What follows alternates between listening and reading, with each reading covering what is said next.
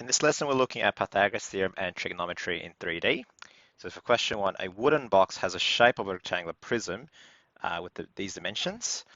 Question A says, find correct to one decimal place the length of the longest pencil that can lie flat in the base of the box.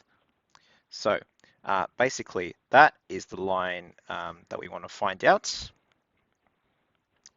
which goes from one corner of the rectangular base to the other corner that's on the opposite side.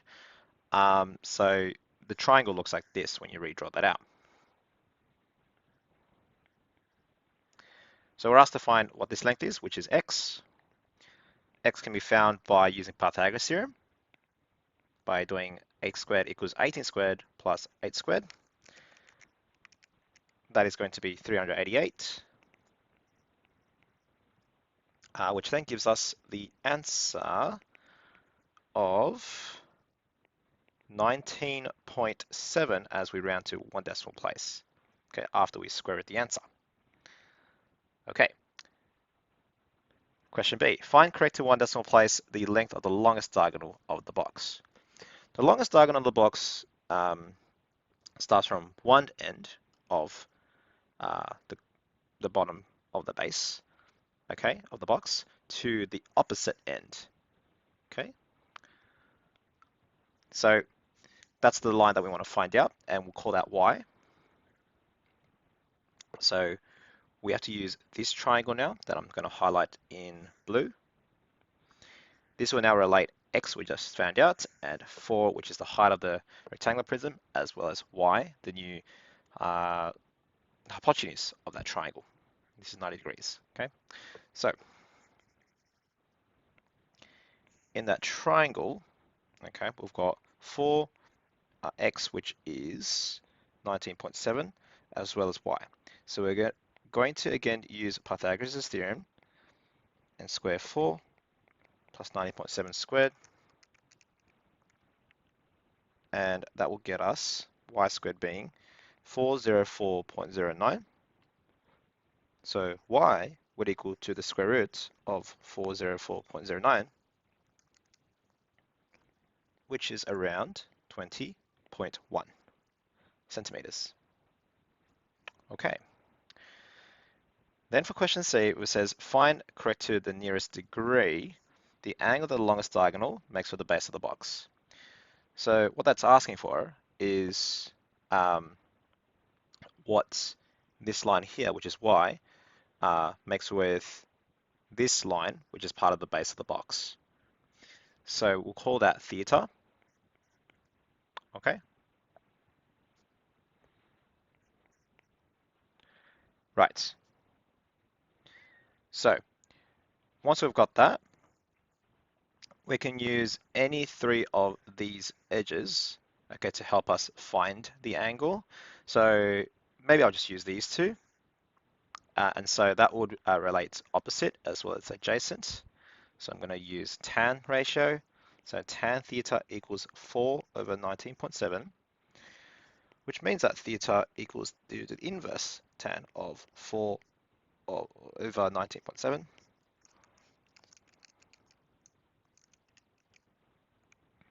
So that means theta will be approximately around 11 degrees.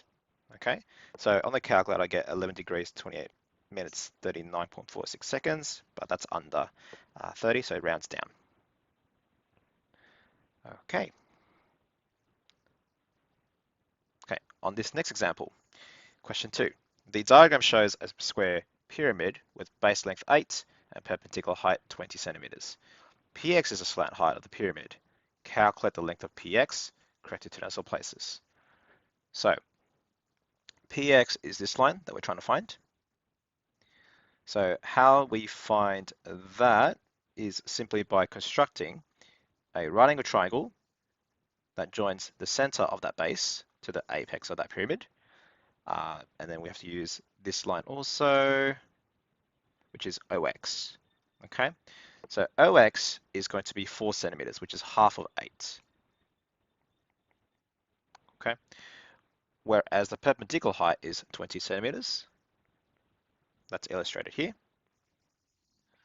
Now PX is the hypotenuse of that triangle. So that means px squared is equal to 4 squared plus 20 squared. So px squared will be 416. Px would then be the square root of 416. And the square root of 416 on the calculator would be around, two decimal places, 20.40 centimeters. Okay, so now we're asked to find the angle of inclination of px correct to the nearest degree. So the angle of inclination of px is the angle starting from the bottom of px, which is ox here, okay, rise into the line px. That is the angle of inclination. So we'll call that theta. Okay. Now opposite theta is the 20 centimeters as well as the adjacent side of 4 centimeters. So we'll have tan ratio being used. So tan of theta equals 20 over 4, which is basically 5. So then theta will be the inverse tan of 5. Okay. Now to the nearest degree, on the calculator, we get theta being around 79 degrees. Okay, which makes sense. Okay, off to the next question. Question 3. A cone has a base diameter of 2.8 meters and a slant height of 2.5 meters. Find the angle that the cone makes with the vertical at the top of the cone. Right, so we've got a base there that looks circular, and the cone itself has a diameter of 2.8. So I'm just going to call this 2.8 meters, whereas the slant height is 2.5 meters.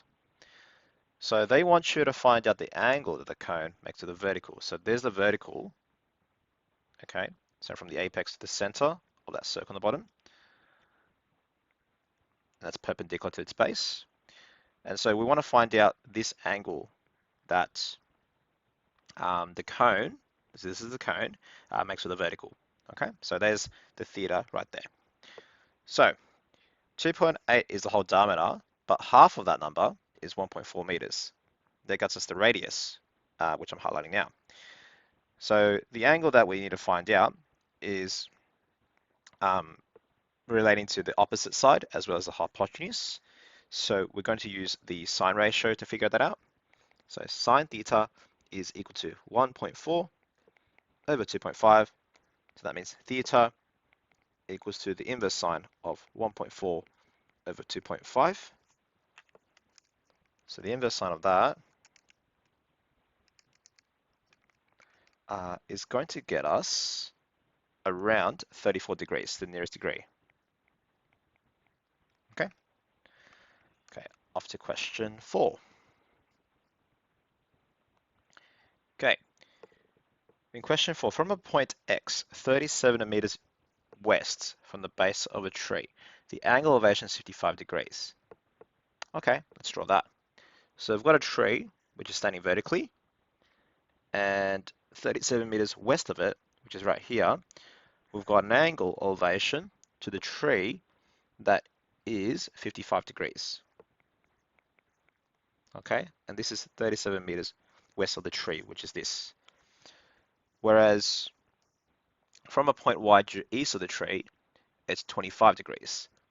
Okay, so I'm going to go this way, and the angle elevation from the easterly side is 25 degrees. Okay, and that's point Y, whereas the first one was point X. So now we want to find out the distance of the tree from point Y. Okay, so here's the tree, but you want to find this distance. But that distance there, in that triangle, okay, it doesn't actually contain much information. So you need two other missing things, okay, whether it's maybe a side and an angle, okay? So you need one edge and one angle to find out a missing edge. So we don't have any kind of edges here present, so we have to find out an edge that is connected with this triangle here on the left, and that will be this edge here. So we'll call this h for the height of the tree. Okay, right. I just realized I'm supposed to answer part A first, not part B. So let's find out what h is, the height of the tree. So we've got the angle here, as well as its opposite side and its adjacent edge. So we're going to use tan ratio here. So tan of 55 degrees is equal to h over 37. Now, if I multiply that 37 over, we'll get 37 tan 55 equals h. So 37 tan 55 will equal to around 53 meters to the nearest meter. Okay, so if that's now 53 meters, we can now find what this edge is here, okay, which is the distance of the tree from point Y. So we'll call this maybe D for distance. So in that triangle, we've got the angle there. We've got the opposite edge here, as well as the adjacent edge here. So we've got to use tan ratio to solve for D. So tan of 25 degrees is now 53 over the letter D. We also know that whenever the missing letter is on the bottom here, we can make a switch around with the other trig ratio on the left side. So D would equal to 53 over tan 25.